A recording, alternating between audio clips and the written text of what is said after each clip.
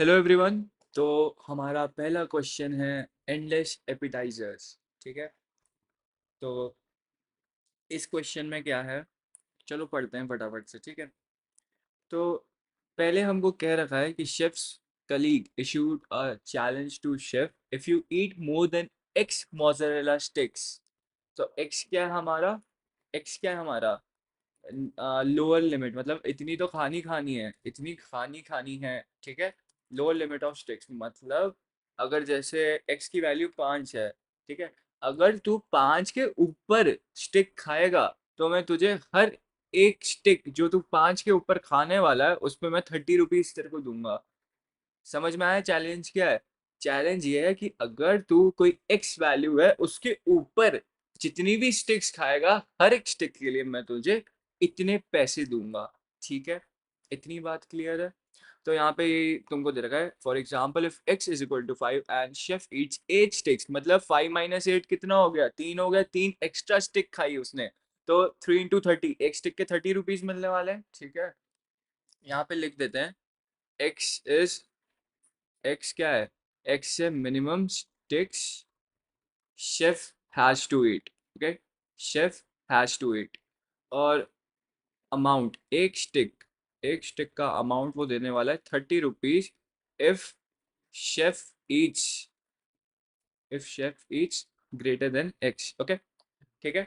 तो इतनी बात क्लियर है। यहाँ पे लिखा है restaurant serves Y mozzarella sticks per plate.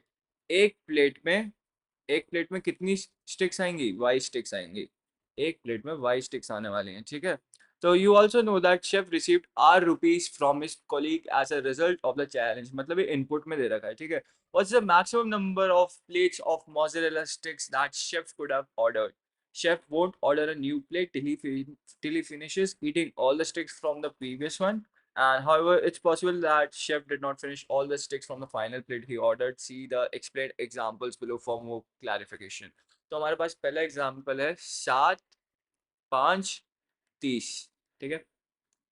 ये मेरे y की वैल्यू है, ये मेरे x की वैल्यू है, ये उसको पैसे मिले r। ठीक है।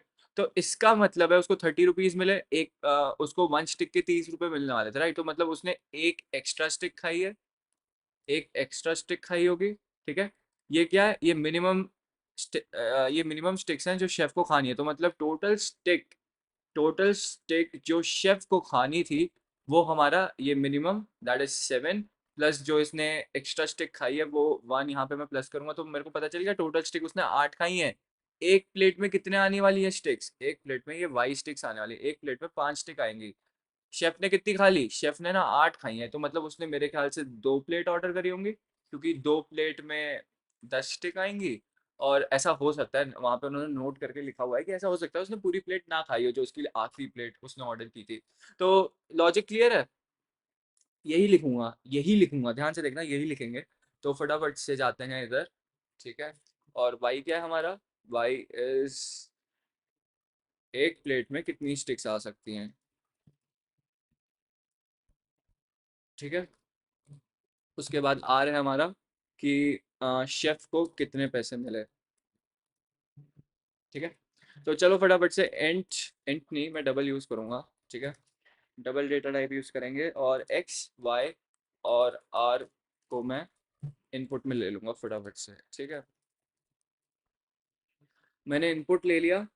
अब मुझे अपनी पहले टोटल स्टिक्स कैलकुलेट करनी पड़ेंगी, राइट। टोटल स्टिक्स क्यों कैलकुलेट करनी है, क्योंकि देखो यहाँ पे ध्यान से देखो, मेरे को जब मैं टोटल स्टिक्स कैलकुलेट कर लूंगा कि यार शेफ ने ना इतनी स्टिक खाई हैं, तभी तो मैं निकाल पाऊंगा ना कितनी प्लेट्स, क्योंकि ये एक प्लेट में 5 स्टिक आने वाली है। अब शेफ ने कितनी स्टिक्स खाई हैं उसी के बेसिस पे मैं निकालूंगा ना वो कितनी प्लेट ऑर्डर करी होगी उसने, राइट। तो यहाँ पे मैं इन टोटल स्टिक्स लिखूंगा और यहाँ पे मैं लिखूंगा एक्स की मिनिमम तो इसको खानी ही खानी है इतनी। अब ध्यान से देखो, अगर शेफ को 60 रुपए मिले हैं, अगर शेफ को 60 रुपीज मिले हैं और एक स्टिक के उसे, एक स्टिक के मिलते हैं 30 रुपीज। ठीक है। एक स्टिक के मिलते हैं 30 रुपीज, उसे मिले 60 रुपीज, तो मतलब उसने कितनी स्टिक खाई होंगी, 60/30, right, is equal to 2। 2 stick extra खाई होंगी, राइट। अभी समझ में आ रहा है, यही चीज मैं लिखूंगा, ध्यान से देखो, यही चीज लिखूंगा मैं यहाँ पे। क्या लिखूंगा मैं ना, जो भी मेरे को जितने भी शेफ को रुपीज मिले हैं तो R/30 लिख दूंगा, तो मुझे पता चल जाएगा कितनी स्टिक उसने एक्स्ट्रा खाई होंगी, राइट। क्योंकि यहाँ पे देखो मैं 30 से डिवाइड कर रहा हूँ, जितने भी पैसे मिले हैं उसको 30 से डिवाइड कर दो, तुम्हें नंबर ऑफ स्टिक्स मिल जाएंगी। ठीक है, ये चीज़ समझ में आ रही है जो मैंने इधर लिखी है? वही चीज़ करी मैंने। तो अब मुझे टोटल स्टिक्स मिल गई। अब मुझे मिल गई टोटल स्टिक्स। अब मैं क्या यूज़ करूँगा? अब मैं अपनी सी मैथ लाइब्रेरी का सील मेथड यूज़ करने वाला हूँ। ठीक है, और यहाँ पे मैं टोटल स्टिक्स को एक प्लेट में कितनी आ सकती है उससे डिवाइड कर रहा हूँ। ध्यान से देखो मैं क्या कर रहा हूँ। तो मेरे को टोटल नंबर ऑफ स्टिक्स मिल गई। ठीक है, एक प्लेट में आ सकती है 5 स्टिक, एक प्लेट में आ सकती है 5 स्टिक। अब मेरे पास कितनी स्टिक्स हैं? 8 स्टिक्स।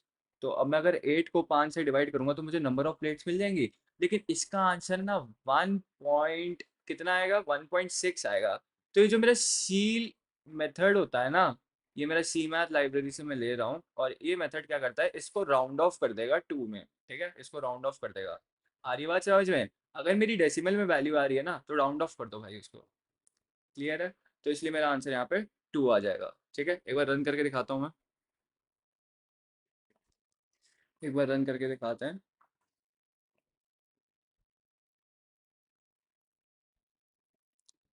तो हमारा 24394 सक्सेसफुली आंसर हमारा आ गया है।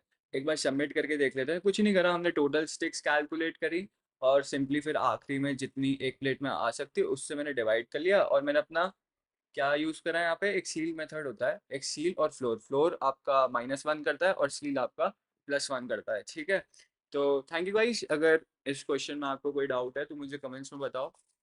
ठीक है, मेरे ख्याल से नहीं होगा, इजी क्वेश्चन था। तो दैट विल बी ऑल। मिलते हैं नई वीडियो में नए क्वेश्चन के साथ। Bye bye.